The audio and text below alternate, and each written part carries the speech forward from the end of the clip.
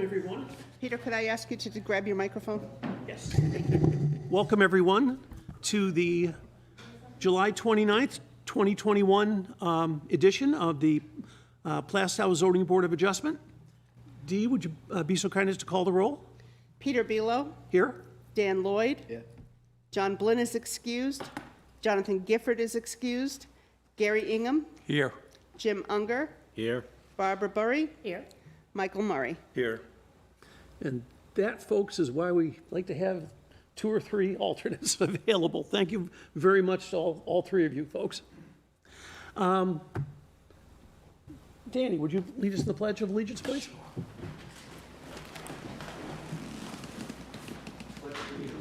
To the flag of the United States of America and to the republic for which it stands, one nation, under God, indivisible, with liberty and justice for all. Thank you. Welcome. And folks, I recognize a few of you from last month. See, we can learn and adapt. We figured out how to turn the monitor around so you can actually see what the drawings say or show. Before we get going, I've got a couple things to read. For anyone new to the process this month, each public hearing will be opened in turn. The applicant will present their case, the board will question, and then the hearing will be open to the public for comment. Once everyone who wishes to be heard has been, and any letters that we've received read, the hearing will be closed. Once the hearing's closed, there can't be any additional input from anyone. The board will immediately deliberate on that application before opening any other public hearing or on any other application.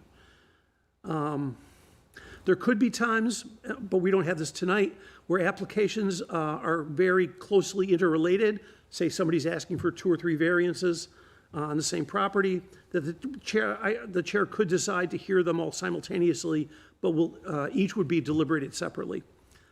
All motions regarding relief will be made in the affirmative to grant form, just for clarity and consistency. The format of the motion shouldn't be considered indicative of how any member, including the maker of the motion or the second of the motion, might vote. It's just to get the motion made so we can discuss. Written notices of the decision will be sent to the applicant and may be available for public viewing within 5 business days.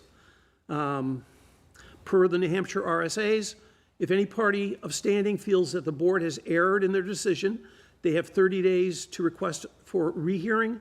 No permits will be issued during that 30-day period.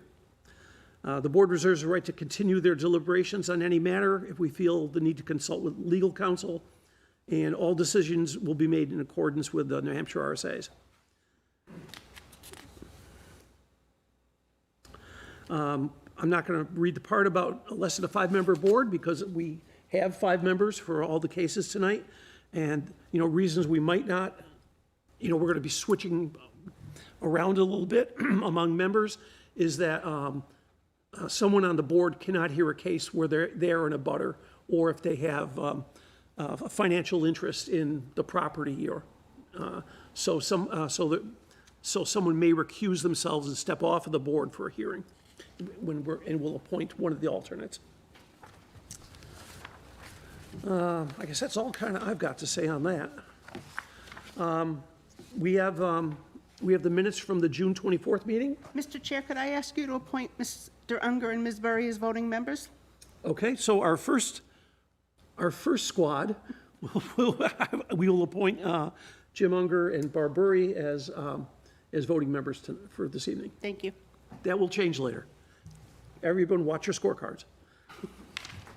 Okay, so we have minutes from last meeting. Would someone make a motion on this? I'll make a motion to accept. Thank you. Second? I'll second. Thank you, Jim. Have we all read it? Yep. We ready to vote? Yep. Okay, Dee, call the roll. Peter Belo, Yes. Dan Lloyd, Yep. Gary Ingham, Abstain. Jim Unger, Yes. Barbara Burry. Yes. Your vote is 4-0 1. Okay, perfect. So just so the board and the audience know, we're gonna also switch up on the order. We're taking the hearings tonight. Frankly, 2 of them should be very short, and we're going to take those 2 first, just to have some early success before we wade into the last one. Okay? Okay. So let's hear the 100 Sweet Hill Road case first. I assume they're here. Yes. Perfect. Great. Case number 21-13, a request from Jonathan Harris, Lifestyles Electric, for a special exception under Article 10 to permit a home occupation, namely an office for an electrical business. The property is located at 100 Sweet Hill Road, tax map 69, lot 34, in the LDR zoning district. The property owners of record are Jonathan P. and Ashley E. Harris. I'd like to invite you to come up to the table over here. Did you happen to bring a copy of your application with you?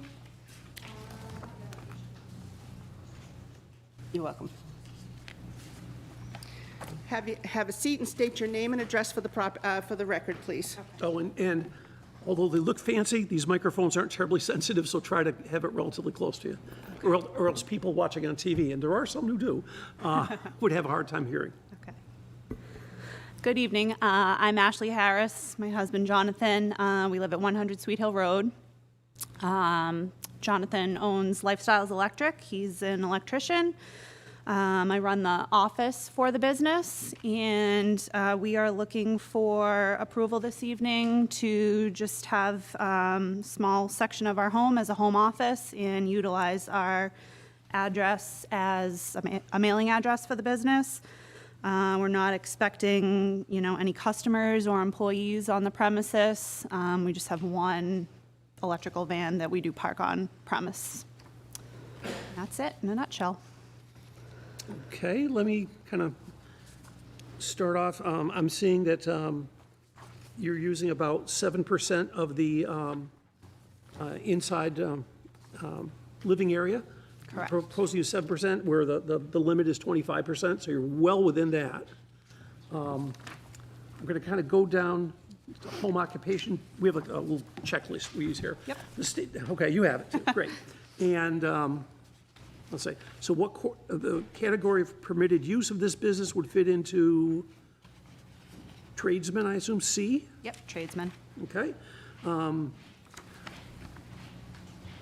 Is the business use injurious, noxious, or offensive to the neighborhood by reason of emission of odor, fumes, dust, smoke, vibration, or noise?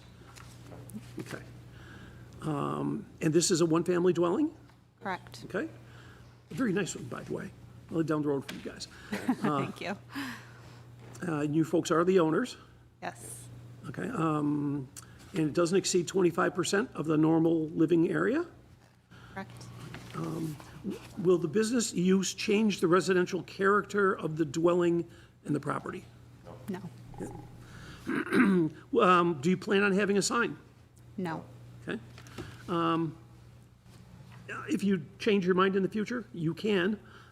If we permit, if we grant this special exception, can't exceed 3 square feet, and it can't be lit either internally or by a floodlight or something, anything. Will there be more than one person who doesn't live on the home, in the home employed on premises? No.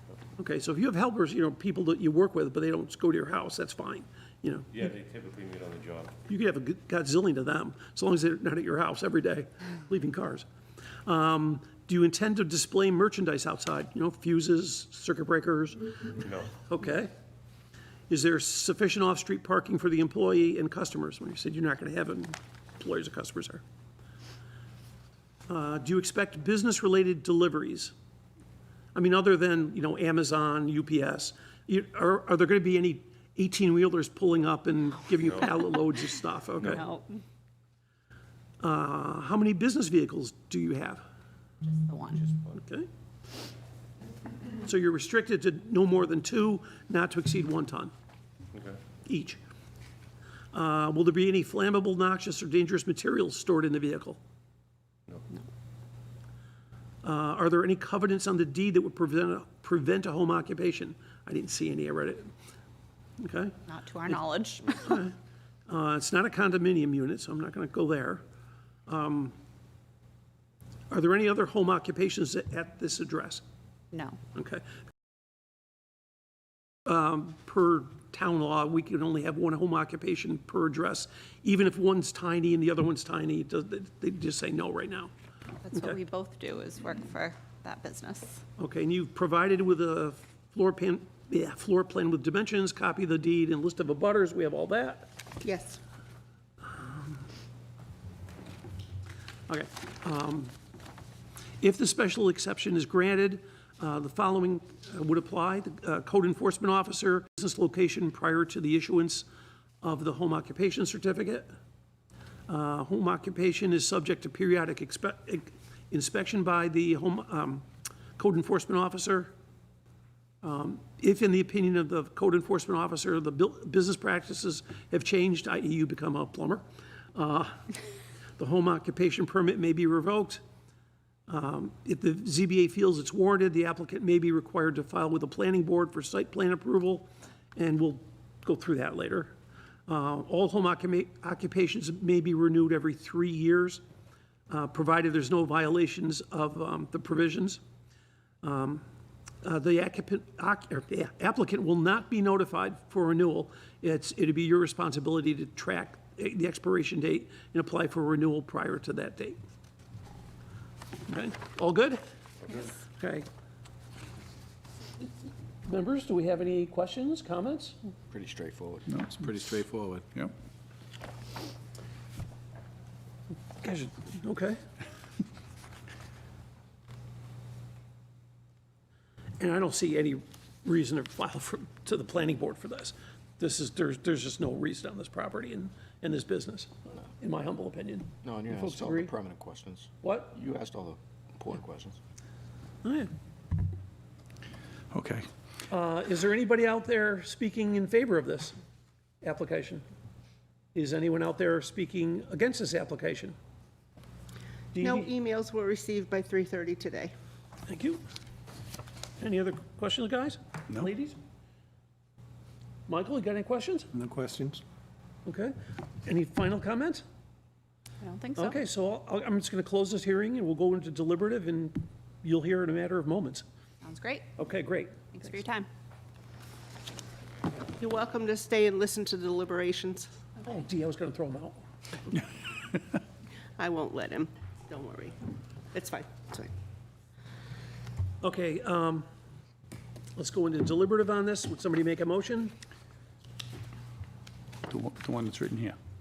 Or something else if you prefer. Yeah, okay. I move to grant the request from Jonathan Harris, Lifestyles Electric, for a home occupation under Article 10, all sections, to allow an office for an electrical business at 100 Sweet Hill Road, tax map 69, lot 34. In a second? I'll second it. Thanks. Okay, so this seems kind of like a classic home business. Yep. You know, much like a lot of the other small contractors in town, you know, of various sorts. It's fine by me. Like they've all said, it's pretty straightforward, cut and dry. Yeah. Are we ready to vote? Yep. Yep. Dee, would you please call the roll? Dan Lloyd? Yep. Gary Ingham? Yes. Jim Unger? Yes. Barbara Burry? Yes. Peter Bealow? Yes. The vote is 5-0-0. You're all set? Good luck. So I will be sending a copy of the notice of decision to you. I'll also send it to the Department of Building Safety. The expiration of the 30 days, you should contact them about getting your certificate. Okay? Okay, before we start the next case, I think Mr. Unger has to recuse himself, Nope. Yes, sorry. and I'd like you to step away from the table, please. Yep. And I'd like to appoint Michael Murray as the alternate for this case. You okay with that, Michael? Very good. Okay, thank you much. Okay, Dee, would you read the case? Sure. Case number 21-14, a request from DC Development for a 2-year extension of the approval of variances 12 and 19-13 granted on August 29th of 2019 regarding access from a non-accepted public way with less than 200 feet of frontage. The property the variances were granted for is referred to as Sweet Hill Road rear, tax map 41, lot 83, in the MDR zoning district, and is accessible by an extension of Stephen C. Savage Way. The property owner of record is John Alden Palmer Jr., Revocable Trust of 2006, Janice Palmer, successor trustee. Okay, before we get going, I'd like to, excuse me, make a, just a small, couple comments on this. So, back in 2013, legislation was passed that gave folks who had variances granted to them 2 years to actually implement those variances. If they went beyond 2 years, the variance disappears, like it never existed.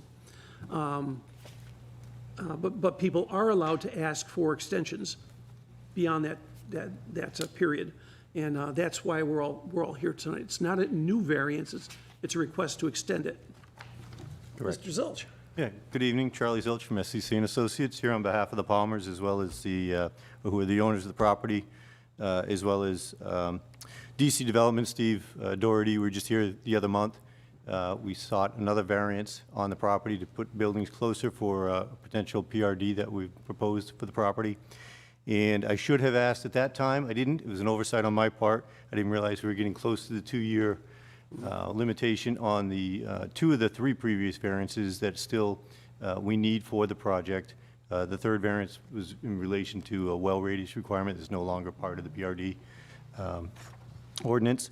So the 2 that remain are basically, as you know, Stephen C.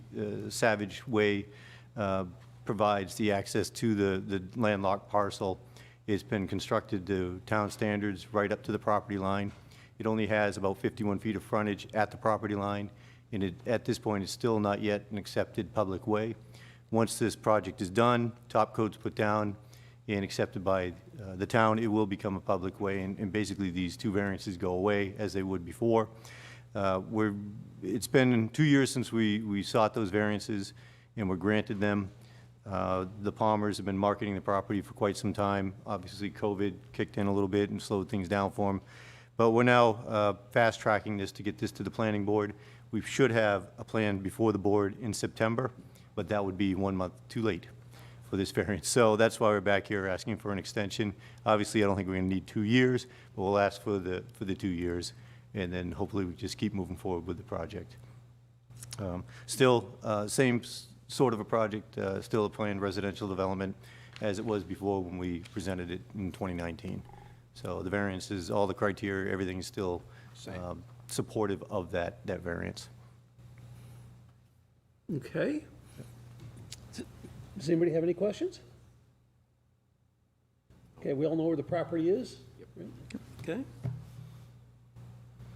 Good, because I forgot to load the pictometry for that one. Sorry.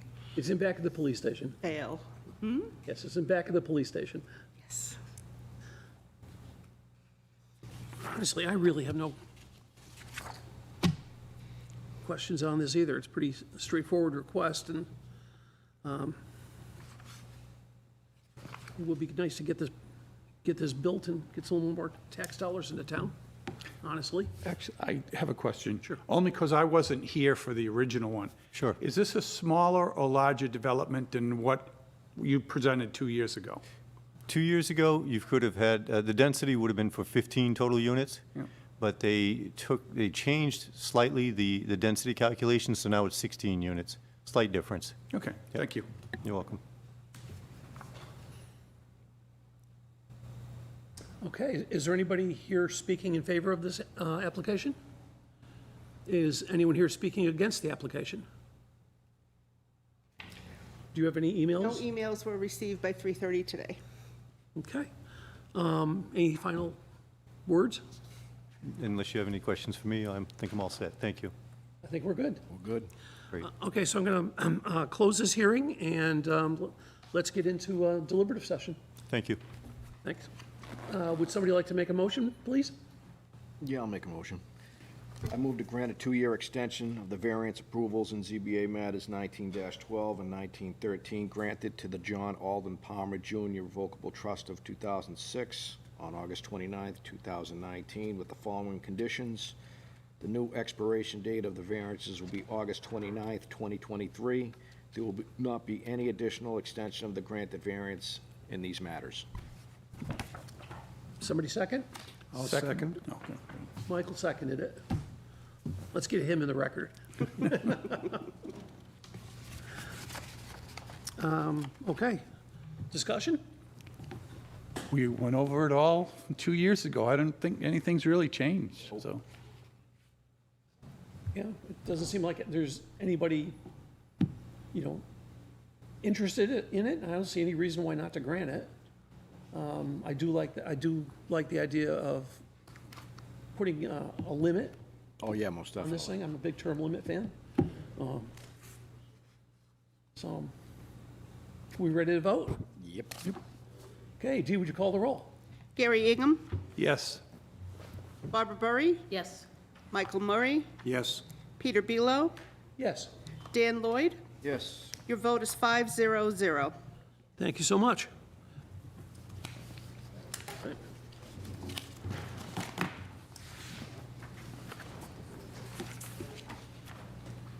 Which would you like for the profile, Sure. site plan, or the recharge? Roadway profile? Yeah, let's do that. Oh, no, that's not what I wanted to do. That doesn't look good. No, it's fine. It's really fine.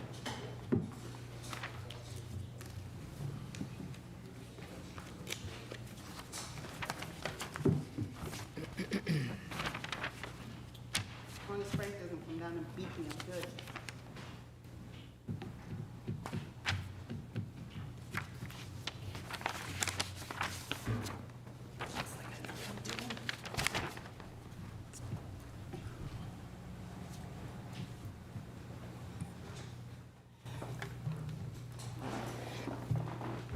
Okay, Dee, would you read the case? Sure. This is continued from June 24th of 2021. Case number 21-10, a request from Joshua Manning, Lewis Builders Development, for a variance from Article 5, Table 22032F, C, 1B, to permit a lot to be created by subdivision with 100.4 feet of frontage where 200 feet is the minimum required. The property is located at 17 Harriman Road, Tax Map 50, Lot 78, in the LDR zoning district. The property owner of record is Gerald E. Holt. Okay, and good evening, folks, and welcome back. Good evening. So it seems like we have, well, we really didn't start. We had a lot of questions that we took last week. Can we just note for the record that Mr. Unger has returned and is now the voting member again? Sorry, yes. Thank you. So, yeah, now we've switched back to our A crew. And, not that you're B crew, Michael. That's a good grade, I'll take it. Okay, good man. Okay, so we really didn't hear the case last month. We took mainly questions, which we will have time for questions and comments again this evening. So let's start from the beginning, if we may. Sure. We were also, and I've provided additional copies, given the time of when it was. I'm sorry, could I ask you to set your name for the record? Sure. Tony Algieri, on behalf of the applicant. Joshua Manning, on behalf of the applicant. So I guess first and foremost, just to clear the record, for the record, is that part of the application also included a letter of authorization allowing Lewis Builders Development, to which we're both from, to represent the interest of the homeowner, Mr. Holt. And that's part of the application, so that is before the board, was before the board at the last Yep. hearing. So,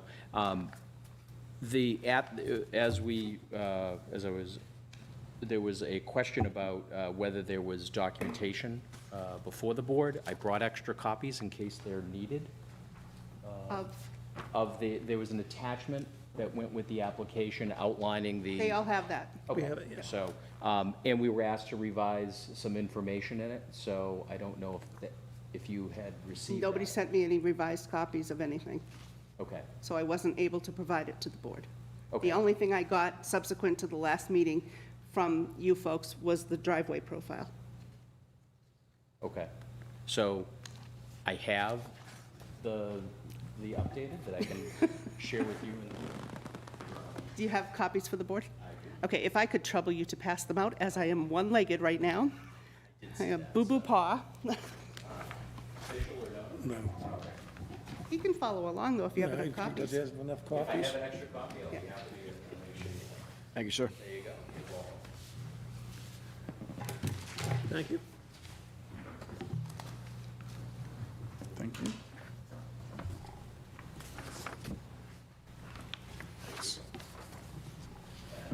Okay. Thank you.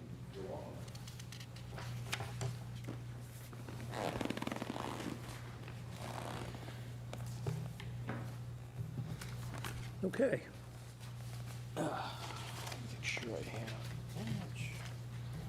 So we are here for a application for a variance in the frontage requirement for Mr. Holt's property. Mr. Property seeks to subdivide, Mr. Holt seeks to subdivide his property into two.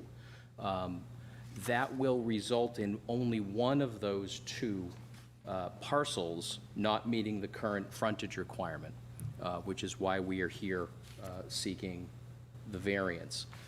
If allowed, the existing structure for Mr. Holt will be fully compliant. So we are not here, it's only one of the two parcels for this particular application.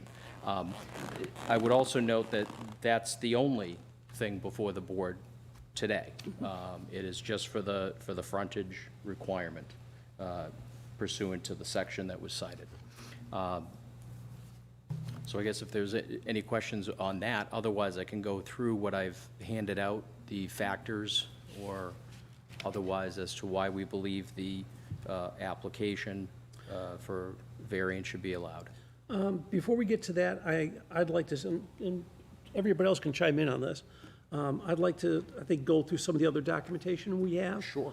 I was going to say, I'd like to make sure that the board notes that you do have copies of the two letters that were submitted by Mr. Paradis at the last meeting.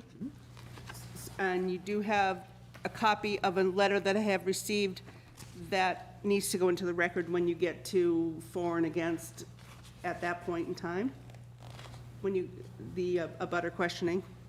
And I did receive a copy of the driveway profile. And you also have a copy of a report from Stephen Keach of Keach Nordstrom Associates that the applicant requested that it be reviewed by planning board engineer. It's our engineer at their cost. And you also have an email from Highway Supervisor Dan Garlington. Yes. And all those are in your packet. You also have all the same information you had from the last meeting. Actually, now that I really think about it, maybe we should go through the variance criteria and then go to the letters we have from Dan Garlington and from the engineering group. Okay? That's fine. Okay. Okay, so, again, let me make a quick comment for the audience. Again, anyone asking for a variance has to meet 5 criteria, and those are in the state RSAs. And it's not a majority of them or just one of them, it's all of them, in our opinion, before we grant any variance. A lot of people don't know the process. I know you folks do, but I think my thinking is the more comfortable people are with the process, the more understanding they have of it, the more at ease they have with the process. So let's go through your variance criteria. Sure.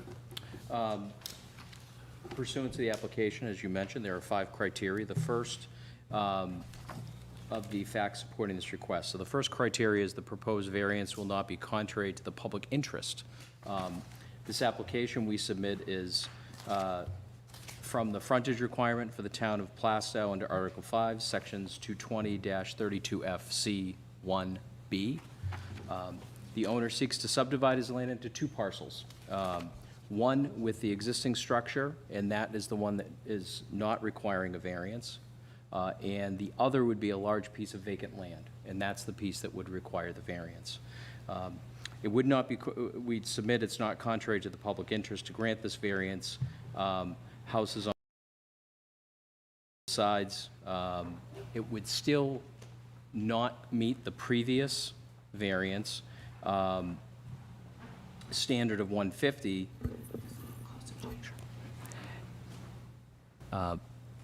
But the primary purpose of going through this variance is so that it's subdividing, it would only be one of the parcels rather than coming in for two different variances in how this was done, and to allow the homeowner to maintain his existing structure, which is his desire. So for those reasons, that's part of, and as with a lot of these criteria, as we will go through them, the reasons kind of overlap to the different criteria. But for now, it's the streamlining of the process that it would only seek one of the variants instead of two that he could have. Moving on to the second, which is the spirit and the intent of the ordinance would still be observed. The proposed variance is minor to the extent that it's only one of the two parcels that are sought to be subdivided that would require the variance. The other parcel would still meet. The basis of the frontage requirement is to allow for separation, and not only for safety, but for fire access and for public safety. As we note, the steep slope of the future building, if allowed, would be away from the street and meet the spirit and the intent of the ordinance by preventing the overcrowding and maintaining separation for safety and fire access. As to the third criteria, the substantial justice in granting the variance, we submit that the proposed variance. I could just point that. Can I Oh, sure. interject? I just want to point that out on the plan. Sure, sorry about that, Joe. Attorney Algieri just spoke about no house would ever be built in this narrow portion of the frontage that we're seeking the variance for. Any future dwelling on this property would have to be set back off the road, because you can see how steep this is, and there'd be a driveway there. Any future dwelling would be set back off the road, thus not being overcrowded. So how deep, how far from the road is that narrow section? Zoom in here. 234 feet. So you'd be at least 234 feet off the road. When you can see several of the existing houses are all 150 feet apart with the old lot spacing, they're a lot closer together. Yep. 235 feet. Okay. Carry on.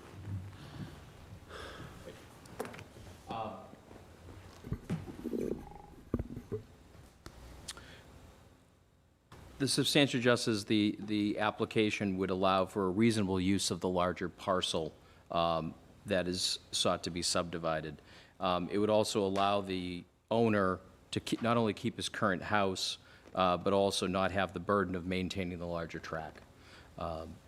And for those reasons, we believe the substantial justice in granting this variance. The fourth criteria is that the value of the surrounding properties will not be diminished.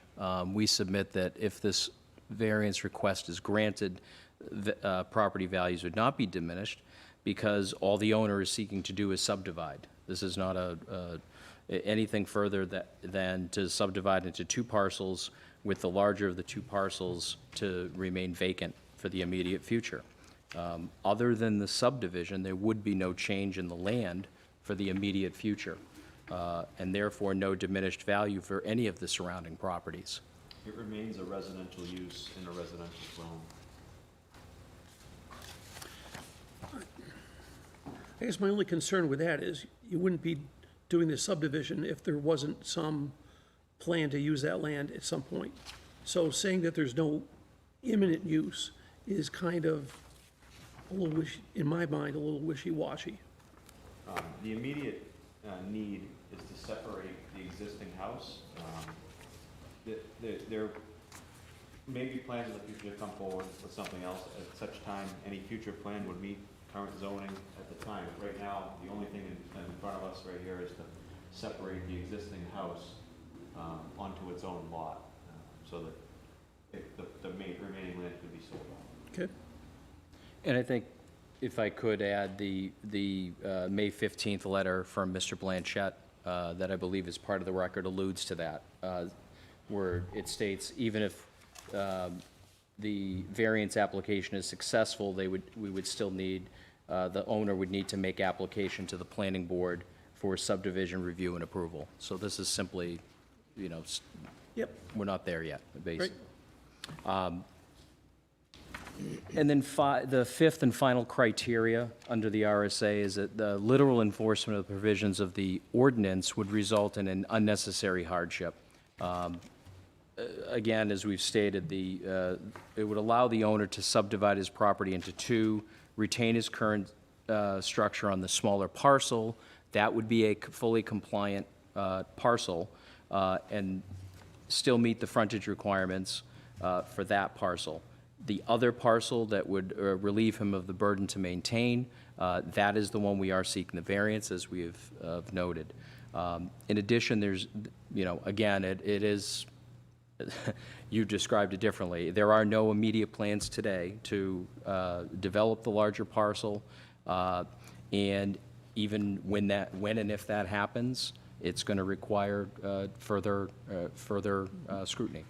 So that's not what's here today. To decide otherwise would create an undue hardship, because would allow the existing homes to have frontage greater than is currently required. He has a lot of frontage, and this subdivision would allow his current structure on that parcel to still meet current the frontage requirement. It's simply to break off the other parcel.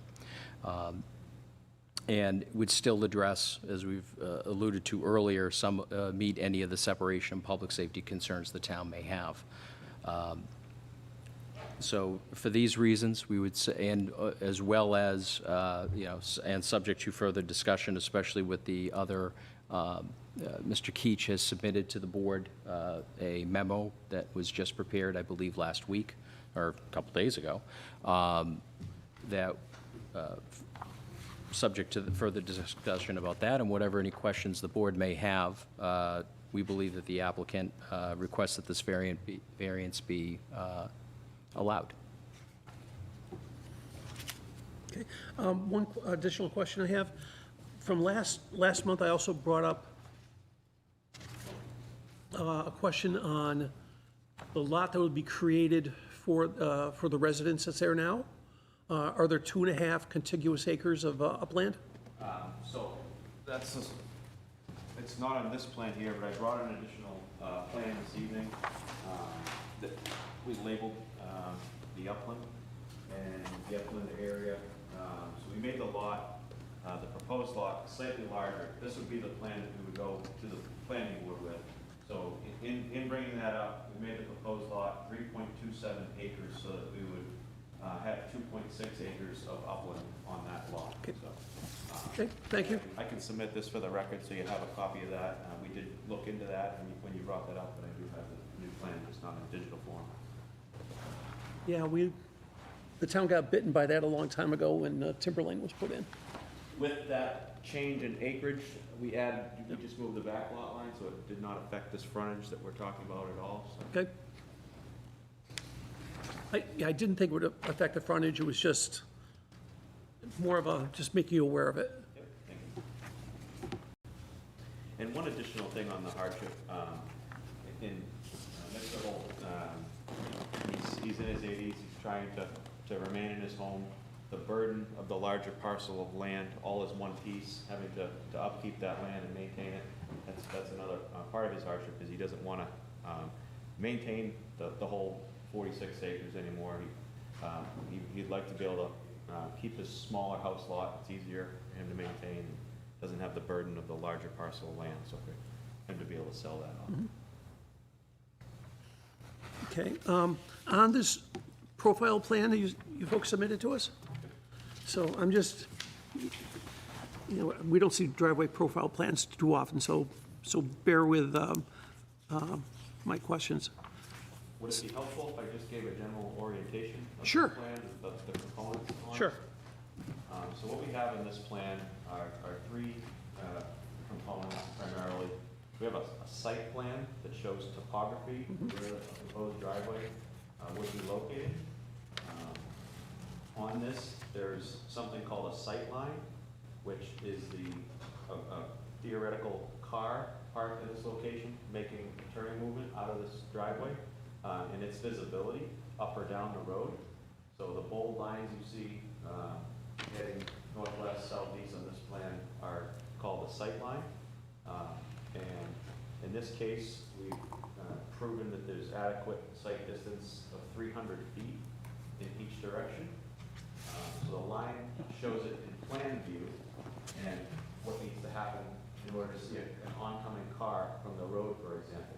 So it shows that these trees in Mr. Holt's current driveway would be out of that visibility. There are some trees in this particular area that would need to be cleared in order for that sight line to be achieved. And then, again, looking the other direction, you can see the sight line looking to the northwest, where it can kind of see through the curve, and you can see an oncoming car looking to the other direction. So this is in plan view, the topography, where a vehicle is, and the sight lines. And then we come down to the other components of this plan. This is a sight distance profile, so this is looking at it in an elevation view of what the driver would see. So 3.75 feet above the ground is roughly your seating position of a person in a vehicle. So looking left, you can see that the underlying line is the existing topography of the road, and the solid line represents that bold line we were looking at above in plan view. So you can see that there's no obstructions in that view. If you look to the right, you'll see that the existing grade does have a rise in it where it blocks that sight distance. So that's part of the clearing that would be needed, and there'd be some regrading of the topography to be able to accommodate that sight line. So what this plan shows is that it is achievable by the proposed grading that is shown up here. So there'd be some trees on this corner that would come down, and this would be slightly regraded to accommodate that visibility. So those are the primary components on this plan. And then the last part of this is a profile of what the driveway itself would look like coming off the road, coming down the hill to get into the lot. So just a general overview.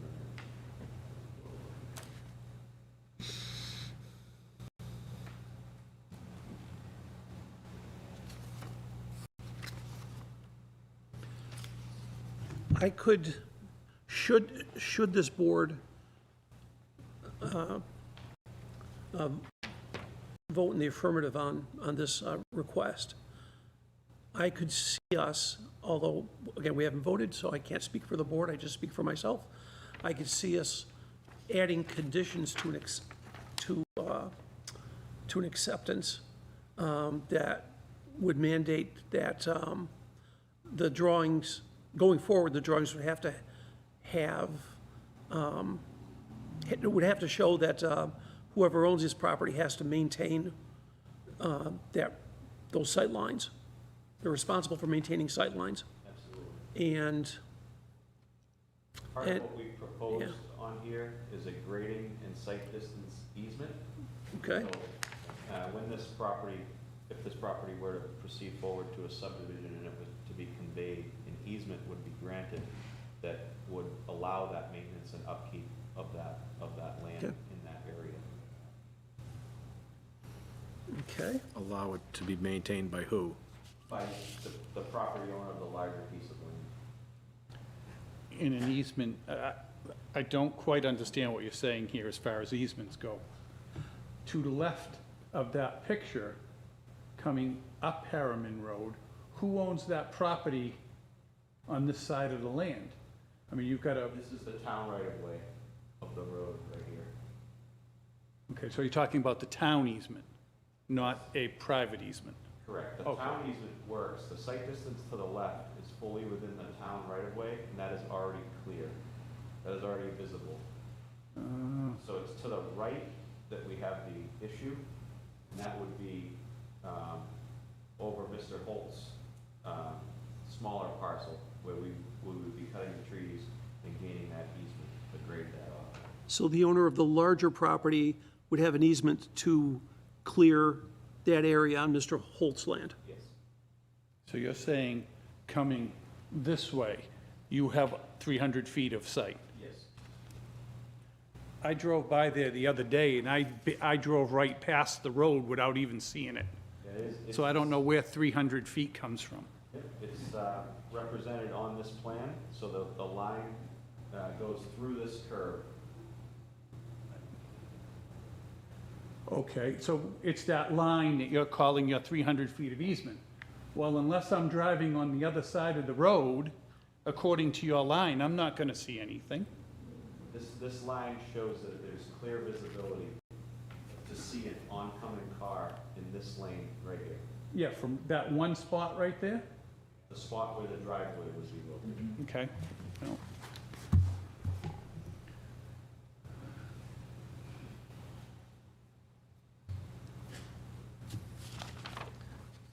Before we get to the various letters we have, and engineers' reports, does anybody have any questions? Not yet. Not yet? Okay, I'd like to, bear with me, we have copious documentation. Dee, would you read the Keach Nordstrom memo? I was afraid you were going to say that. This is from Stephen B. Keach, P.E., from Keach Nordstrom Associates. He is the Planning Board Site Plan Review Engineer. At your request, we performed an on-site inspection of the subject premises for the purposes of evaluating the extent of site distance both presently available and potentially attainable upon completion of certain roadside grading improvements shown on a drawing entitled Profile Plan, Harriman Road Subdivision, Harriman Road, Plaistow, New Hampshire, Profile Plan, dated February 11th, 2021. We understand the underlying purpose of the requested evaluation is to provide your department with a professional opinion as to the feasibility of constructing driveway access to safely serve a future single-family residence on a planned 46.2 plus or minus acre parcel identified as Lot 78-1 on a drawing entitled ZBA Plan Harriman Road Subdivision, Harriman Road, Plaistow, New Hampshire, ZBA Plan dated February 11th, 2021.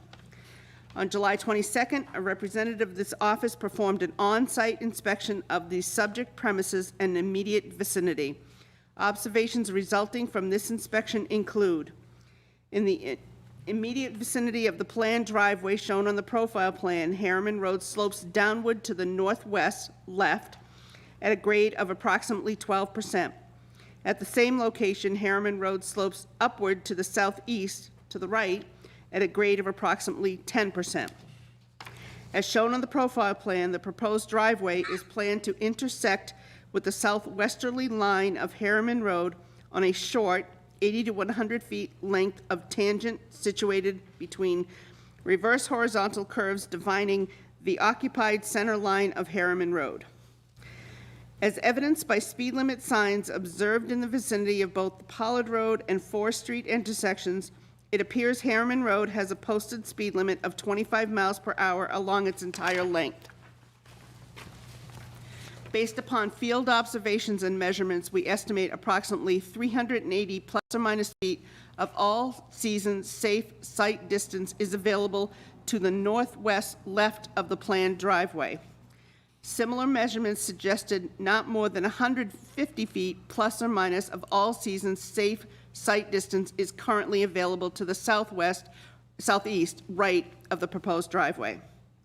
Although various municipal land use ordinances, regulations, and code adopted by the town of Plaistow do not appear to provide an express minimum dimensional standard for all-season safe site distance for residential driveway construction, Article 7, Section 235-32C of the subdivision regulations establishes street design standards, which include a requirement for the minimum dimensions of sight distance available at intersections involving major streets, secondary streets, and minor streets as defined under Article 7, Section 235, 32B of the regulations. In the current instance, it appears Harriman Road should be properly classified as a residential secondary road. Correspondingly, compliance with provisions contained in the table of design standards provided under Article 7, Section 235, 32C would require a minimum of 275 feet of sight distance at any intersection involving a residential secondary street. Article 7, Section 235, 32C of the subdivision regulations go on to specify generally, quote, "Generally, road design shall be in accordance with the requirements of a policy on geometric design of highways and streets, published by the American Association of State Highway and Transportation Officials. After adjustment for the influence of approach grades at Harriman, current AASHTO, which is the Association of State Highway and Transportation Officials, policy recommends all-season safe sight distance values of not less than 248 feet to the northwest left and 263 feet to the southeast right of the planned driveway approach to Harriman Road based on a 25-mile-per-hour design speed.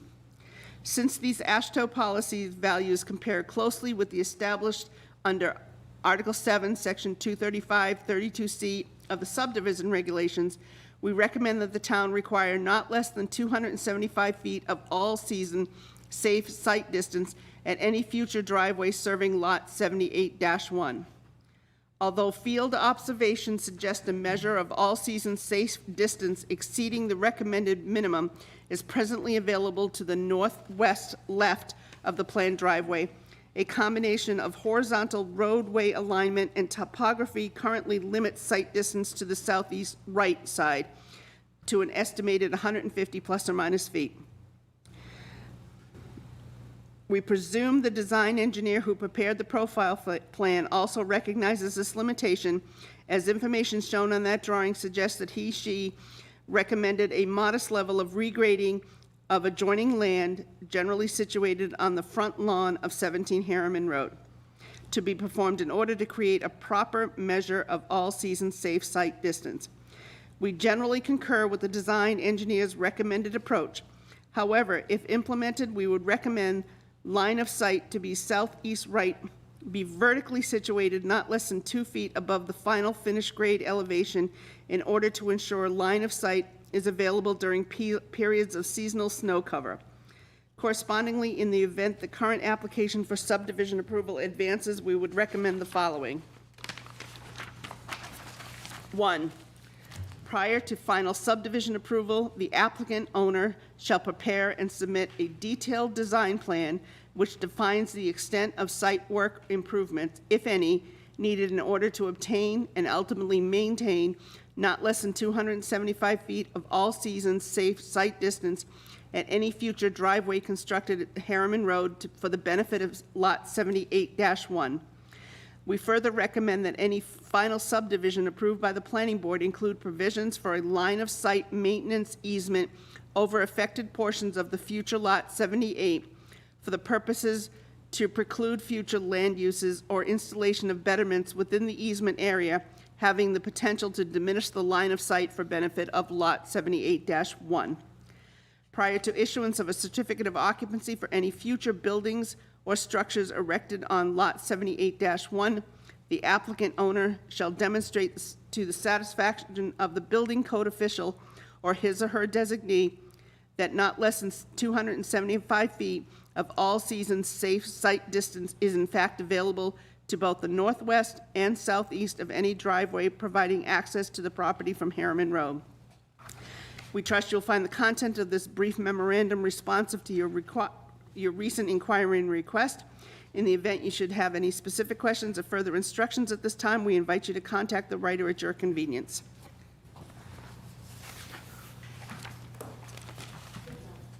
Thank Okay, you. do we all understand that? Yep. Okay. I think I want to, because we asked for it, I think we should jump to Dan Garlington's email, Good, because that's shorter. much shorter. Where is it? Almost the last page. It is the last page, okay.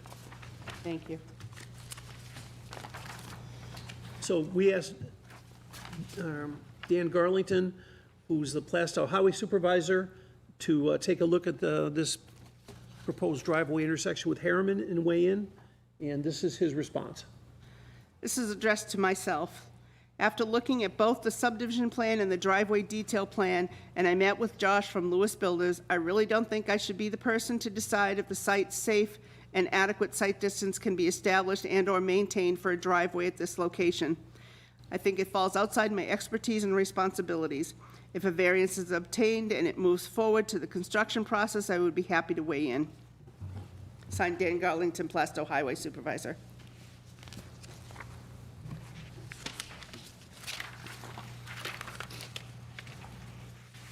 Knowing that this board was looking for some type of input from the road agent, when we heard that response, that's what prompted us to ask if there was anyone else that was available to review it, hence the third party, the planning board's engineer. And I think that was a good proactive move. Okay. Dun, dun, dun. Need that.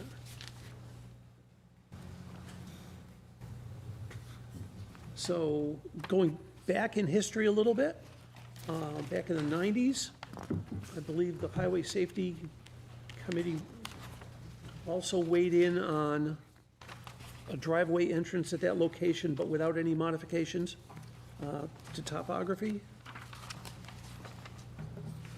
Actually, 1996. Since Dee's been talking so much, I'll read it for her. So this is dated to the Planning Board from the Highway Safety Committee, April 10th, 1996, regarding a driveway between 15 and 17 Harriman Road. Attached are petitions from residents of Harriman Road and Highway Safety's response to those residents, because we expected the developer of the backland to come before the Planning Board, and because one of the lots calls for one house on 43 acres, we are unanimous that the Planning Board be aware of our concerns. The future development could be proposed, which could cause further traffic on Harriman Road. So it really didn't weigh in other than there'd be more traffic if there's anything built there. It was signed Maryland Center.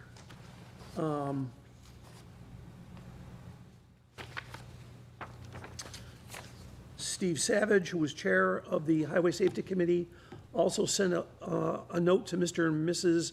Elwood Paradis on, yeah, Peter, where's the date? I believe same period of time, in the 90s, 96. Dear Mr. and Mrs. Paradis, thank you for your letter of March 25th, which was also signed by your neighbors, addressing your concerns about the driveway, which is planned for between 15 and 17 Harriman Road. Highway Safety shares your concerns, and we have forwarded your letter to the Planning Board to make them also aware of these mutual concerns. We ask that you and your neighbors be vigilant, and we also will do the same. If there are significant changes, please let us know. Okay.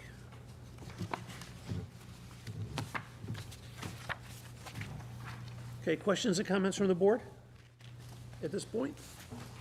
I just had a quick question about the line of sight. The engineer recommended about, 2 foot above grade? And when you're looking at your sight distance profile, it looks like your sight line pretty much meets grade for, like, slightly before station 150 to about station 200. Is, What that would mean is that there would be an additional cut required to get that 2 feet that he's looking for. That's to Right. accommodate a snowbank.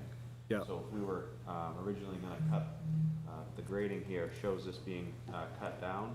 It would Right. be just cut down slightly more to accommodate that snowbank that could potentially be there. The other thing that's important to point out, outside of just this driveway, one thing that, by standing there in the field, with these trees being cleared out of this area, and this general area right here, and this part of Harriman Road is higher. You're heading downhill through this curve. And right now, you cannot see an oncoming car coming this way from this curve.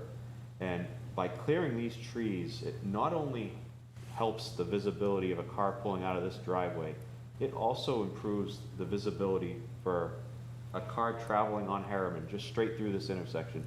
It allows them to see another oncoming car coming around this corner. When right now, that corner is so tight and the trees are so tight to the road, you cannot even see another car until you're on top of each other in the middle of the curve on the hill. So that does allow a vehicle traveling in both directions to see another car coming around that corner. So it's another added benefit to this road in general that the town would receive. It's not just for this driveway. It would open up the view through that corner. Well, it's kind of like a catch-22. You grant that you create a better site plan for the end of the hill, but now you have to worry about a car coming in and out of that driveway.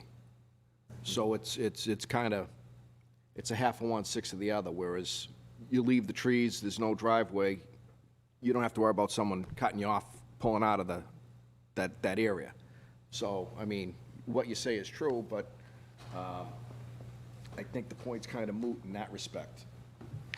Well, I'd opine that there would be a heck of a lot more cars going up and down Harriman than there will be pulling out of that driveway. You don't know that. I mean, people go up and down Harriman for all of the other homes on Harriman. Right? But depending on how many homes go in there, how many vehicles you have going in and out. I guess, I mean, the average home right now in town has 2 to 3 cars. You put another 12 homes in there, it's 36 cars coming in and out, and that's just residents, not to talk about delivery trucks or yeah, but anything else. it really isn't our position to No, figure but out. Yeah. I'm just making a statement that, you know, one offsets the other. Right. And it also gives better sight lines for pedestrians, I would assume. Yes, that's Okay. Questions, comments, anybody? Barb?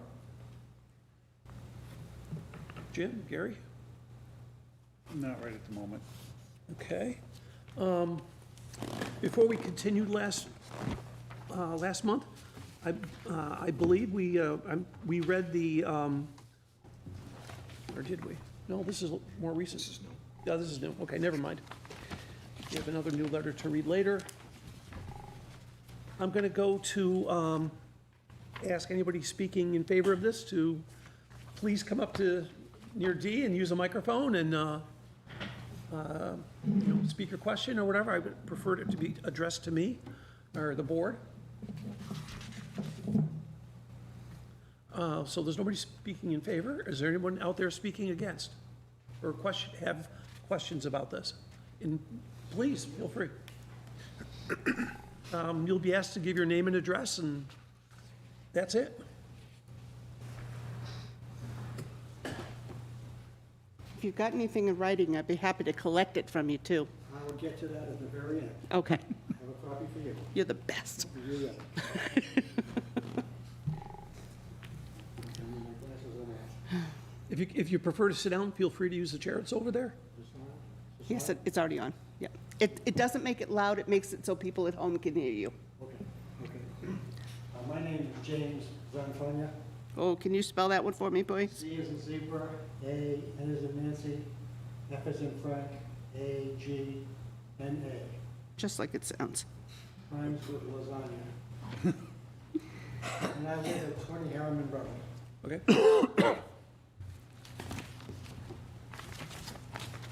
So as I just mentioned, I live at 20 Harriman Road, or AKA Harriman Highway, as some of us like to call it, which is directly opposite this proposed right-of-way. This access is on a curve and a hill, and blinded both ways. So many people even drive on the wrong side of the road to negotiate the curve, usually because of speed. And as my wife so eloquently mentioned last month, I've had to replace 8 mailboxes since I've been there for 38 years, usually because of speed. We also dog walk and exercise walk, and without these sidewalks, you really have to be careful on Harriman Highway. This project is proposed for about 47 or so acres, as I guess.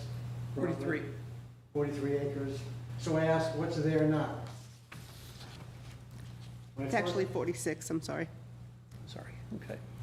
My first thoughts of what's there now are trees, wetlands, wildlife, and a variety of ecosystems. Sir, all we're here to do is talk about frontage. Okay, well, but I'm talking about the whole thing because it affects it. The whole thing affects it.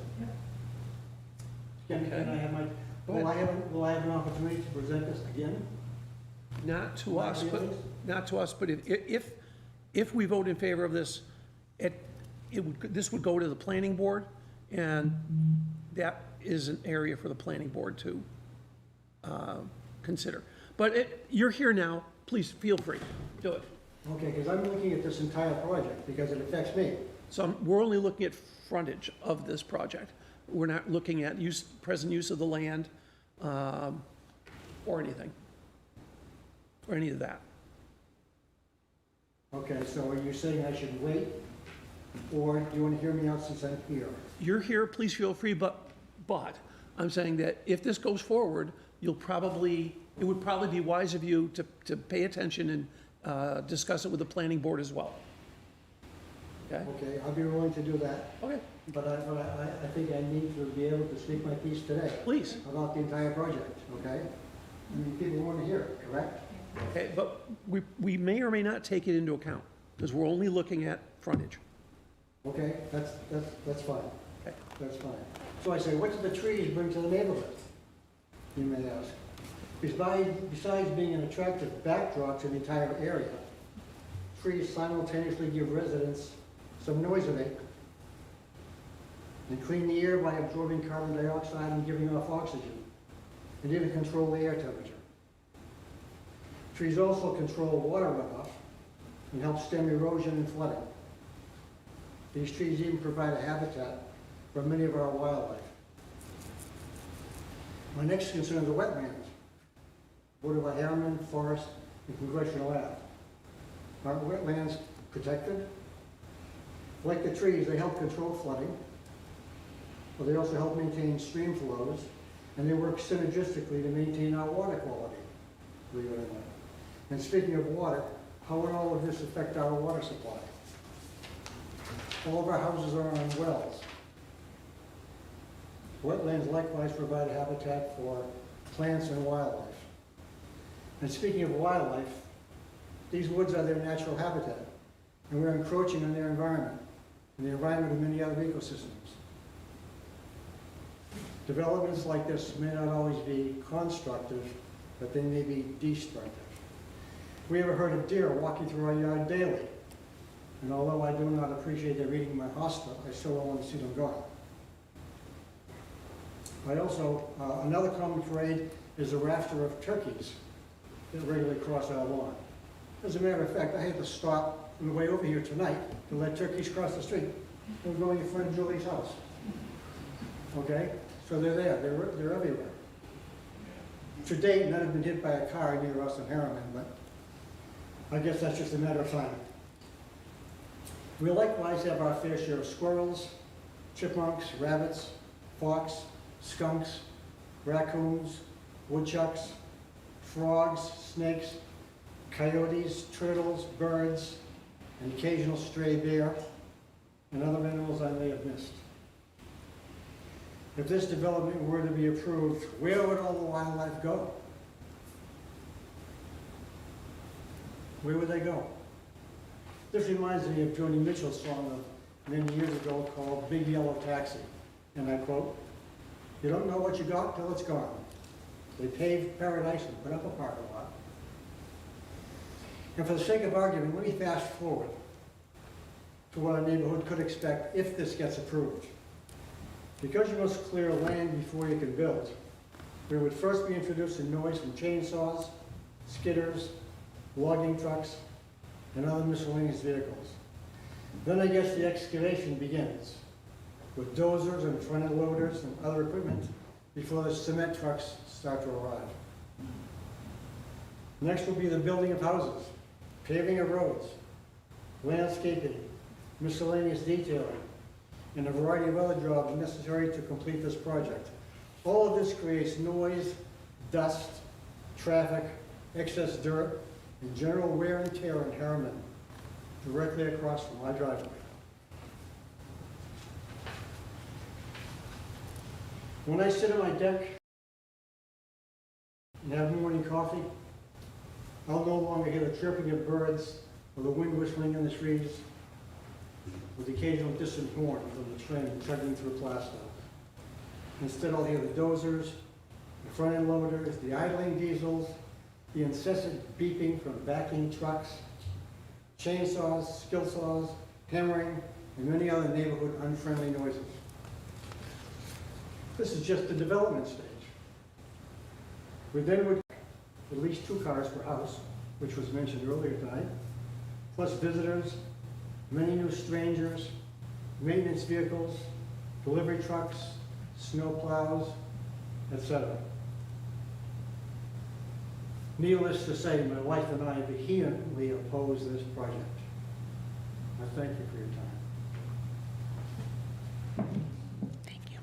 So I'd like to make the point that even if we do not approve this, this requested frontage change, the present owner, Mr. Holt, of that property, has every right now, to cut down every tree on that property that's not in wetlands. So that can happen tomorrow. Without this, without us saying any, without us granting this variance request. So just, to a certain extent, people have the right to, I'm looking at the big picture, and letting everyone know that this is what could happen. And why would, is there total disregard for what's there now? I mean, the trees, the wetlands, the animals. oh, wetlands, definitely not. We have wetland ordinances, but outside of the wetlands, people can cut down trees. I understand that. I can still voice my opinion against it, too. Yeah, absolutely. Just don't expect that if this is not granted, then no trees would come down. We can't guarantee that, is all I'm saying. Okay. Okay. Okay, I understand, but not. Thank you. Yep. Anybody else? Just have a question. Sure. Hear me? Megan Martin, 9 Buckingham Farm, house 7. I have a I'm sorry, it was Megan Martin? question. Yeah, sorry. 9 Buttonwood? 9 Buttonwood? Yes. Thank you. It's a question about the proposed driveway and the standards to which that driveway could potentially be built, which could lead to stuff kind of down the road. I'm wondering, in the line of sight proposal that you mentioned, the line of sight proposal that was mentioned, it was 300, feet. And the memo that was shared talked about road standards because there are no driveway standards. So I'm just wondering if by adhering to that road standard line of sight, if in building that driveway is gonna be built to road standards, thereby opening that up to be a thoroughway, if you will, to potential, and I know no one has a crystal ball and can see the future, but I just wanna know, if that driveway is gonna be built to road standards or driveway standards, and what that means for that development of that land in the future. So, thank you. Sure. I guess I'll turn it over to you guys in a sec, but I guess at the end of the day, that would be something for the planning board. If this were to go forward to a project, that'd be something that the planning board would be addressing with the engineering, the applicants, I should say. But right now, what they're asking us for is not to put a driveway in. They're asking us for frontage variances, and that's all we're really looking at. But it would be a legitimate topic should they go forward and actually do something, if we allowed a variance and they go forward and actually do something. Would you like- Unless it's a single-family home, and then it would just be a common driveway. Right. If it were a single lot on a 40-some acre lot, then it'd be a driveway, kind of period, end of sentence. Any further thoughts from you folks? That's correct. Okay. I think he's using the road standard, because there is no standard for just a simple driveway. The next step up is a basic road, and that's what he's holding it against. Yeah, the basic rules for driveways in this town are basically just setback issues, not the quality. You could have a dirt driveway, gravel driveway, asphalt, I guess, concrete. I don't see a lot of those, but that's true. Okay, D, I think we have a letter from Mr. Nugent. Ms. Nugent. I apologize. Is she here? Okay, then I apologize to you out in TV land if you're watching. Are you ready for me to read it? Absolutely. This is dated July 29th of 2021. It's addressed to the Plaistow, New Hampshire Zoning Board of Adjustment. Please allow me to introduce myself. My name is Deborah Nugent. I have resided at 13 Harriman Road for 49 years. I am an abutter to 17 Harriman Road.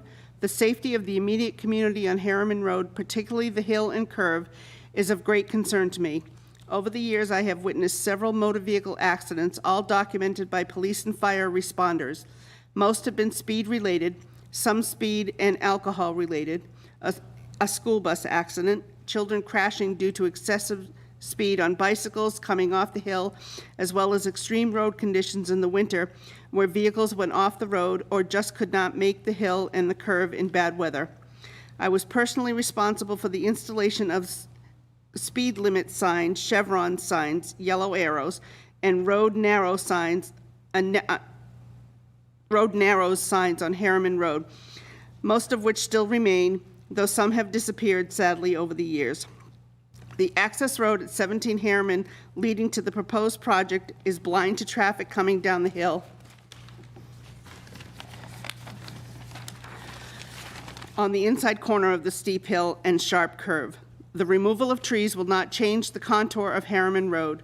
Request for a variance to reduce the opening by half of what is required by the town of Plaistow would only compound an already dangerous situation because of its location, and the additional burden of traffic entering and exiting frankly scares me. The acreage in question contains a large amount of wetlands. It undoubtedly leaves a developer in a situation to request variances possibly for the placement of proposed buildings, wells, septics, parking areas, etc., in the proximity to the property lines of the abutters. I join in with my neighbors to ask you to seriously consider our concerns. Thank you for your time and listening to only some of my concerns regarding this situation. Respectfully, Deborah Nugent. I did not receive any emails or other letters for this application. Okay, Can I speak to one part of that? you can speak to anything here. She is in part correct, and I think it's important to note that on the driveway plan, without regrading this hillside, she's absolutely correct. The regrading is a critical part of making the site distance work. So unless this hill was, just clearing the trees alone is not enough. We have to be able to slope the side back like we showed in the profile, and then that additional 2 feet for the snowbank. So she is in part correct, and that's what we're proposing, is to modify that side slope to be able to see that. Okay. Folks, any questions, comments? I guess I have a question on the regrading has to take place on the house lot, the 3 acre. But the other piece of land, how do you do that? To change, cutting out a piece on the subdivision, that doesn't have an easement for sight line, that has to go with. Well, there has to be an easement created. And then, Added to the house property, the 3 acre lot would have an easement added to it? yeah, Okay. So there'd be 2 easements. And they would have to have some sort of maintenance agreement written into the deed. Because Yes. these things just fall by the wayside. They say, oh, we're supposed to maintain that. And then, we have plenty of examples in town, right near my house, we have a culvert that's never maintained. Somebody's supposed to maintain it. So these things, it would have to be written in the deed of Yeah. whoever ends up owning that. And if that ends up being a subdivision, once all the lots are sold off, who then maintains it? It would be part of the subdivision plan. Right. So they'd have to hire somebody to Yeah, but how do you enforce that? Same way you enforce every other subdivision plan, through the code enforcement office.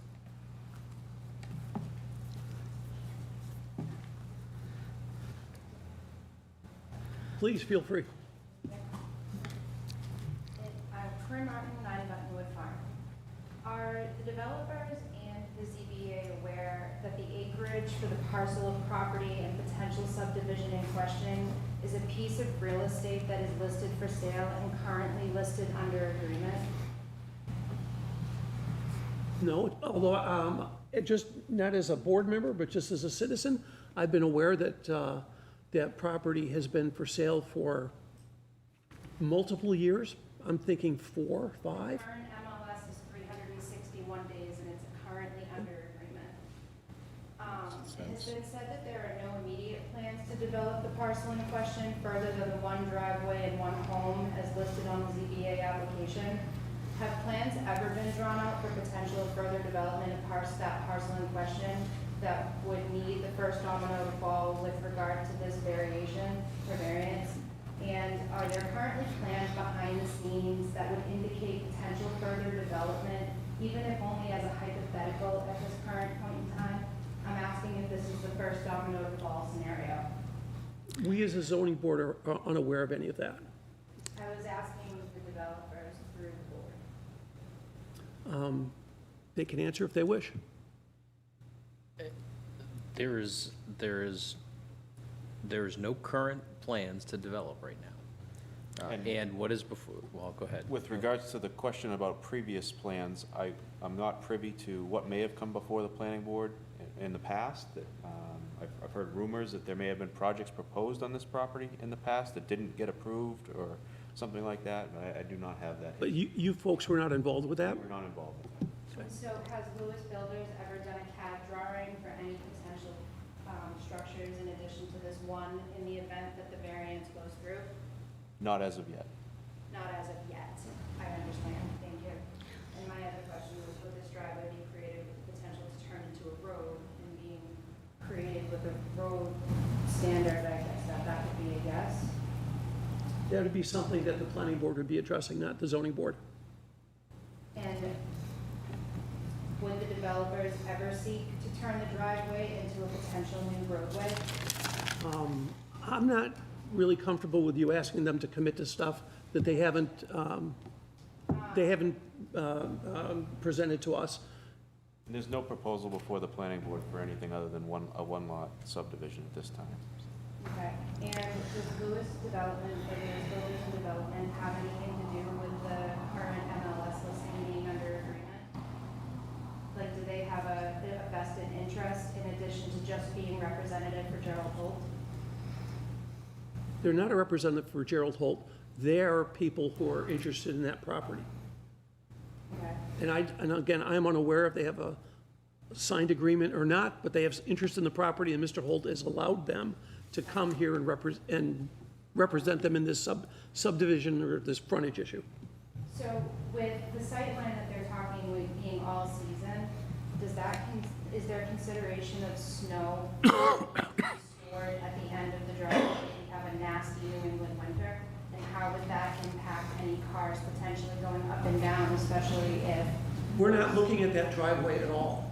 We're only looking at frontage, and the snow in the frontage has been addressed and actually has been called to our and their attention by the town engineer. So I will say that MLS 4820288 is listed as 50 acres of vacant land. And so this that we're talking about right now is listed as land, 50 plus acres available now. Developers, builders, and speculators alike. This is a great business opportunity to get into the real estate market and build your subdivision, estate home, family compound, or equestrian center. Some engineering for a subdivision has been done in 2005 for an 8-lot subdivision, but not approved. And it goes on about the location.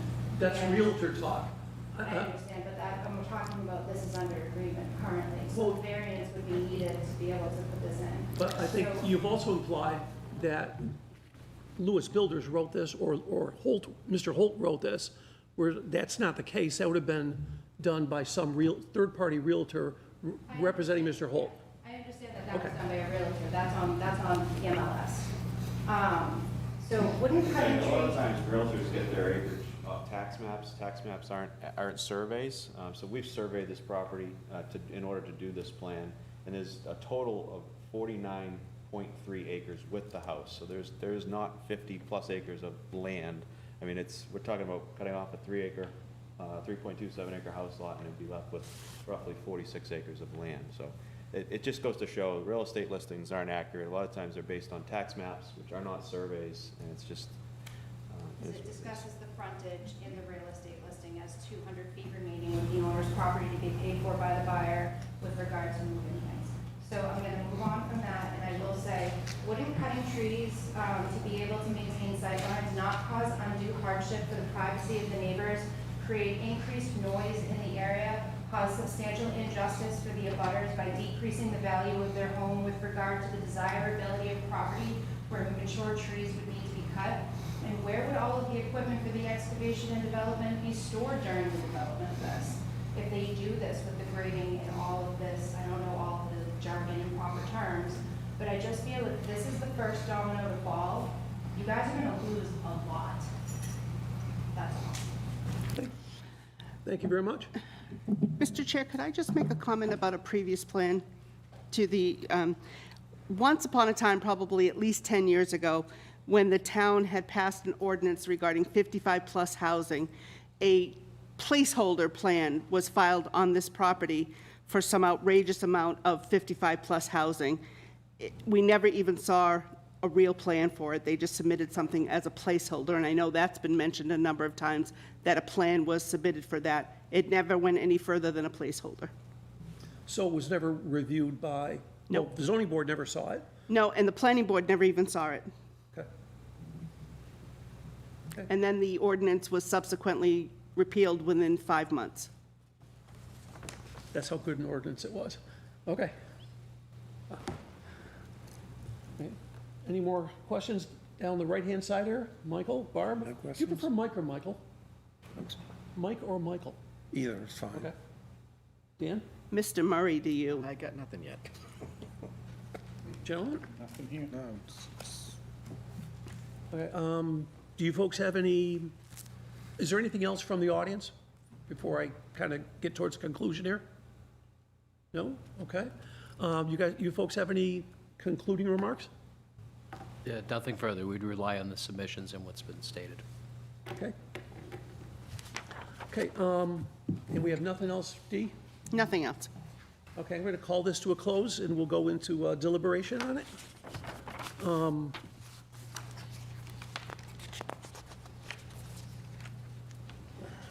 Going to ask you gentlemen to return to the gallery, if you don't mind. Oh, sure. Sorry.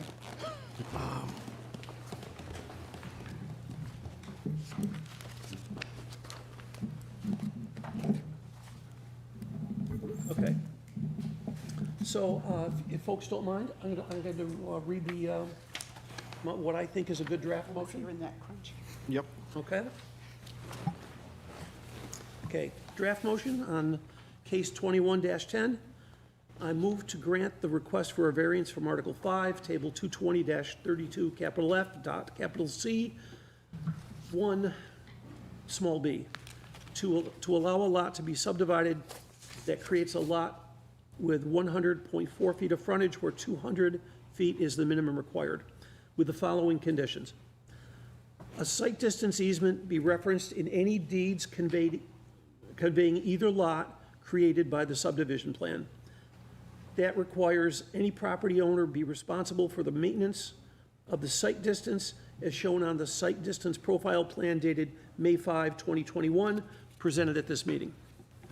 The site distance profile plan dated May 5th, 2021, as presented at this meeting, is included with the subdivision plan that is submitted to the planning board. The site distance easement to be prepared by owner in favor of the town of Plaistow shall have language that notes the costs of continually maintaining the required site distance are the responsibility of the property owners. This variance is valid only for subdivision of the lot as depicted on a plan titled Harriman Road Subdivision and dated February 1, 2021, as submitted with this application, Any change in the frontage calculations will invalidate this variance. Revisions to the plan that may be required by the planning board during their subdivision review process that do not change the frontage as granted by this variance will not invalidate this variance. And any dwelling subsequently constructed on this property shall be at a minimum of 235 feet from Harriman Road. So it's not up on a steep slope. Would anybody second all that, or any of that? Can we ask a question, or do we have to Absolutely. second? Well, you referenced this plan, but this plan is incorrect because it doesn't include the extra 2 feet of grading that the engineer recommended, as I pointed out when I was Oh, asking good my point. question. So let me amend the motion, any place where I reference the plan, the May 5th, is that May 5th? Yeah. 2021 plan. I'd like to change it to May 5th, 2021 plan as modified with 2 feet, Recommendations by the town engineer. recommendation by town engineer.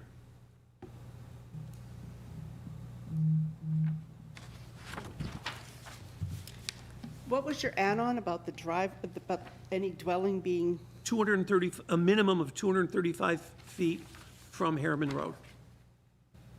Because there was some concern about it. You know, one of the, my thinking on this is, one of the reasons we have frontage requirements is not to have dwellings too close to each other. And if something was right up against the street, I think somebody could argue that maybe too close to abutting dwellings. But by going down to at least the bottom of that hill where the driveway is on, that removes any dwelling from being too close.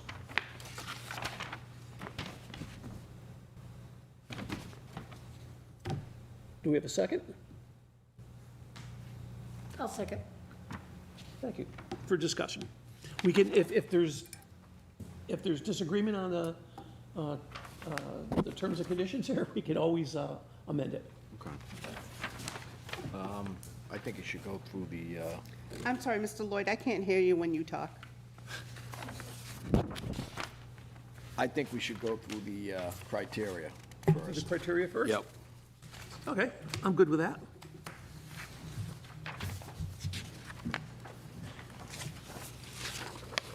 Okay, the variance will not be contrary to the public interest. You know, I think the public interest is that we keep adequate separation between dwellings, for safety and to a certain extent for aesthetic reasons. And I think the motion as made would allow that to happen. So I don't believe it's contrary to the public interest. And again, we're just looking at, we're looking at the frontage change. You know, the use of the land ultimately is not our purview. You know, if we were to decide based on how this property would be used, that might be considered an illegal taking by the state of New Hampshire. Okay, or at least the courts of the state of New Hampshire. My only question on the contrary to the public interest is that most of the houses on there on that street have 150, because that was the old Yeah. ruling, and now you're gonna have a 200 and a 100. Yep. And it could have been 150, 150, keeping with the way it was, but didn't want to ask for 2 variances. And that's what I brought up at the last meeting. Yeah. Could have been, but that's not what they're asking for. And so then I wonder, that is it in the public interest if it had been asked a different way, it might have been a little closer to the way that the neighborhood is. Are they all 150 feet up there? Dee, can you blow up that drawing? It's hard to tell.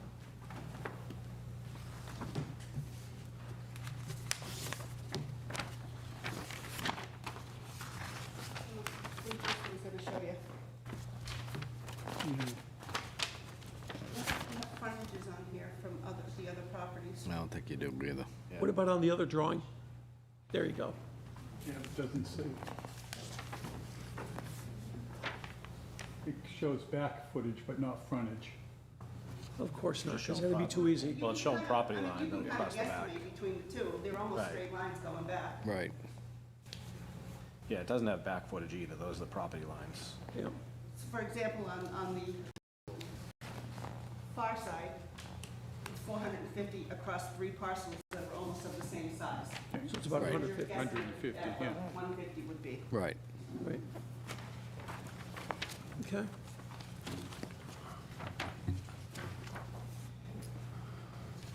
I mean, that's the thing, they're looking for half.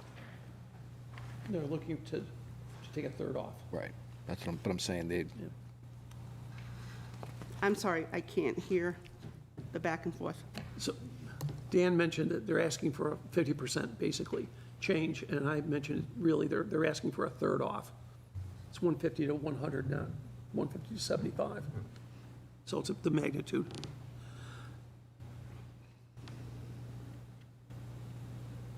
The spirit of the ordinance is observed.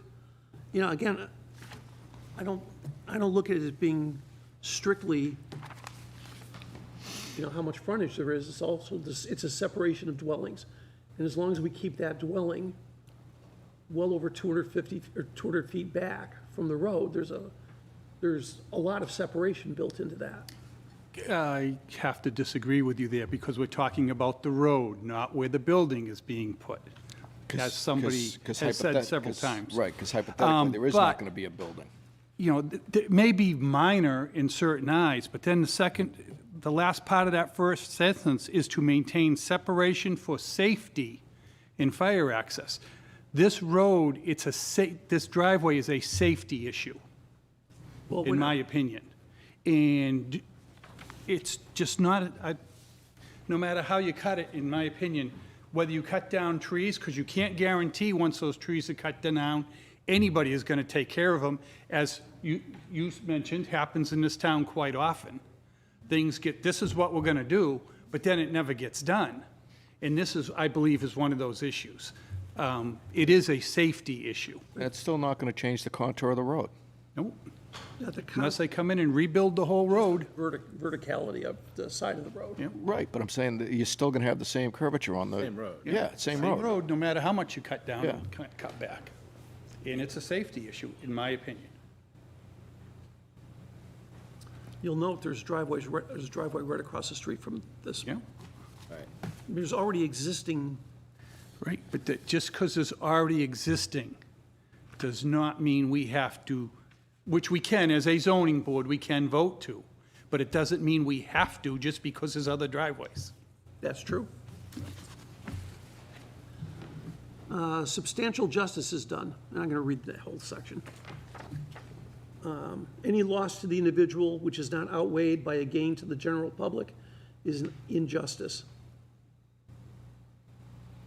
So if we don't grant this, then we're basically taking 46 acres out of any use in this town. So the question is, you know, is there enough gained by the general public, you know, in doing that? And think about, again, especially when we're adding, as of now, we're adding conditions to this variance, that Right. it will be maintained, and the, you know, building inspector can, when somebody, you know, makes a call to them, can go out there and force people to do things. So, Yeah. so I would think that substantial justice is done with the conditions, put on this variance, but we each have to make up our minds on that. Right.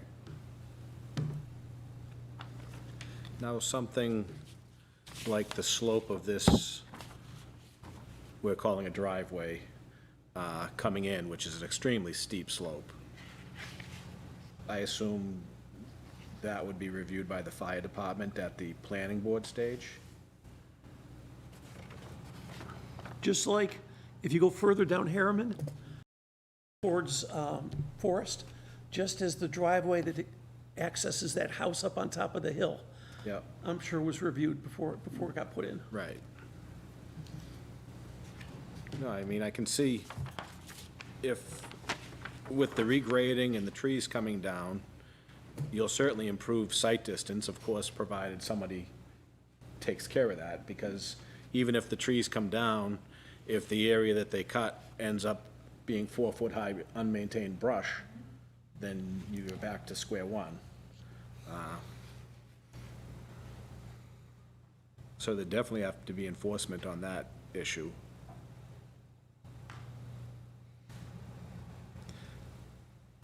And I mean, it's only common sense to figure, even though we're only looking at frontage, but it's common sense that there'll be a subdivision in there. There's so much wetlands in there, I'm not so sure. Or if you say subdivision, I'm not gonna speculate. Yeah. There's not a lot of dwellings that can go into that property, in my Yeah. estimation. Well, it's just if it does become a road, even if it's a very short road, then the frontage issue is moot, because that now becomes its own road, and they all have frontage on that road, and then the 100 feet is just an entrance into that property, which isn't required to have frontage. You see that in a lot of places where they leave a 50-foot way in. Sure. Like the back way to the Fish and Game from Yeah. Pollard Road. Right. Well, actually, how about the development right now on Savage, behind the cemetery? That's not 200 feet. No. No. But they have a right-of-way Right, into it. exactly. And that's why. It Yep. becomes a moot point, because once you have a road in there, those lots are on that frontage. Exactly. And this becomes a moot point, because it doesn't need frontage anymore. Right. It's its own road. But I'm not sure we can really look into these what-ifs. No, but I have to think. Right, in you my have to look at head the big picture. What can happen and how it can work for me to understand how to vote. Okay. That's all. Okay, next is, the values of surrounding properties are not diminished. You know, we've seen no evidence of a diminution or betterment of the property values, you know, from this frontage change. Right. I mean, we've heard some testimony about, you know, the wildlife and all, and, you know, but that really isn't a diminution of property values. And if something does go in there, there will be a period of time when there's construction noise and construction, but But I don't know, Pete. that just goes with it. Except for my house, no one could hear it when mine was. I mean, your house is so old that there was nobody around. Nobody could hear it. Yeah, to hear it, but, you know, when my house went in, people clearly did. Right. When the house across the street from me, Lee Johnson's old house went in a year ago, Right. you know, but it's, Yeah, but you know something? You look at the homes that are on Harriman now, that their yards abut 40-something acres. I know where I am, I abut 27 acres of woods. If I was looking at a development there, when I bought I wouldn't have bought my house. So that can affect people's resale value, whereas now you're looking outside on your deck, you're not looking at woods anymore. Now you're looking at somebody else's backyard or someone's, it's a slippery slope, because someone else's idea of quality of life may not be the same as somebody, I know I wouldn't want to look at that. but on the same token, somebody owns that land, and they have a certain right to do, you know, to do something with that land. And it's a taking. It's an unlawful taking if, you know, somehow we decree that nothing can ever get No, on no, that property. I understand that, but you can't say that it's not going to affect somebody else's resale value. Well, we don't know, if best case, best case. That's, well, Okay, It's not really taking, because there's other alternatives. In other words, plenty of subdivisions go in where they literally take down the existing house. And now they have enough frontage, and they can do anything they please with that property. and I said that last meeting. Why wouldn't? And it is a big inconvenience, of course. You'd like the man to have his But then he would be house. in compliance. But it's not that you're taking the property, because there's that alternative as well. Yeah, he's electing not to. He Right. wants to stay. Which makes sense. That's what I'd want to do, too. Right. So he has options. Yeah, it's not like there aren't. Yeah, there's alternatives, there's options. literal enforcement of the provisions of the ordinance would result in an unnecessary hardship.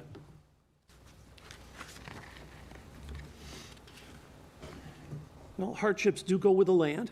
Yep. And you know, the, I mean, they made a statement saying that he doesn't want to maintain the property anymore. He's not out there cutting the grass. It's woods. It's woods. So it's, he's not out there with a sickle.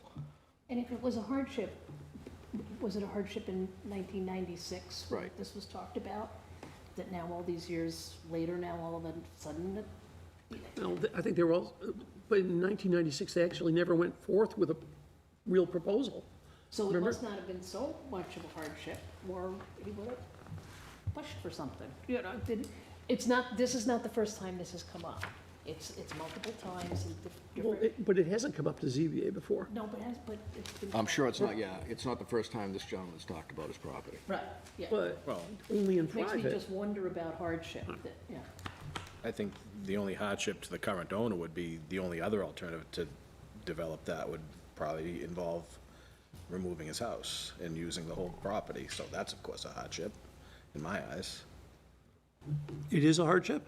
I would think so, wouldn't you? So then a literal enforcement of the provisions of the ordinance would result in unnecessary hardship. There's no other way to access his property Right, exactly. today. Yeah, I agree. Tough case. It is.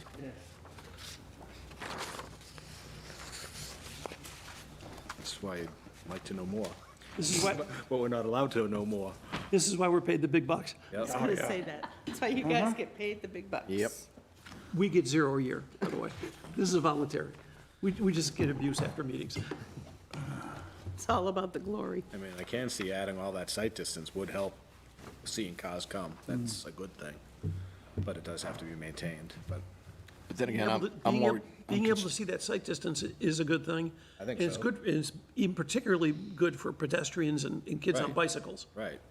Because someone coming down the hill now sees somebody way over here where they couldn't. Right. You come down and someone's on a bicycle or walking, you're instantly upon them. I know, I don't do 25 miles an hour around that, in that area. I'm 5 under that. Oh, okay. No, I just, I know the road. We ready to take a vote on this? Or you guys want to think a minute? Anybody else want to make a comment or throw something out for discussion?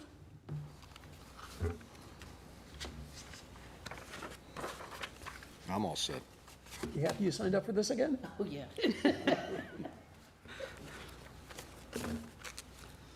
I'm good. Dee, why don't you call the roll? Don't get mad at me as to who goes first. This is how it came up in the shuffle. Jim Unger, Yes. Barbara Burry, No, Peter Belo, Yes. Dan Lloyd, No. Gary Ingham. No. Vote is 2-3-0, and the motion is defeated. Okay. We have any other, anything else before us tonight, Dee? I have nothing else for you.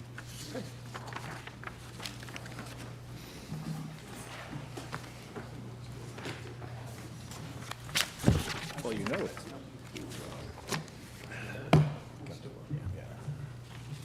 That was a good one.